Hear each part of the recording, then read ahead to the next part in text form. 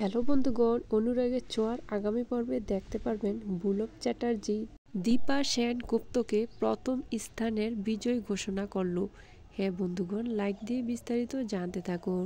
কাকদ্বীপ সরকার আসলো সূর্যের বাড়িতে দীপাকে নিয়ে যাওয়ার জন্য।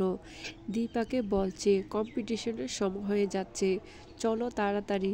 তখন যাওয়ার সময় অলি দীপাকে বলে আপনাকে অনেক ধন্যবাদ। দীপা অলির মুখে ধন্যবাদ শুনে সে প্রচণ্ড খুশি হয়ে যায়। চারুর মন ভীষণ বেজার হয়ে যায়। চারু কিছুতেই চায় না দীপা সূর্যের ঘরে আসুক। চারু সূর্যকে নিজের করে নিতে চায়। সূর্য দীপার কোনো প্রশংসা করক এটা সে কিছুতেই মানতে পারে না। মিশকা শ্রেয়া পাণ্ডেকে দিয়ে আবার ষড়যন্ত্র শুরু করলো। মিশকা চায় অলি দীপার সম্পর্ক সবসময় খারাপ থাক, অলি যেন তার মাকে কখনই মেনে না নেয়। মিশকা শ্রেয়া পাণ্ডেকে পাঠালো অলির কাছে দীপার সম্পর্কে ভুল তথ্য দেওয়ার জন্য। বন্ধুগণ, শ্রেয়া পাণ্ডে কি অলিকে বিশ্বাস করাতে পারবে দীপে যে ষড়যন্ত্রের মূল? অবশ্যই কমেন্টস করে জানাবেন।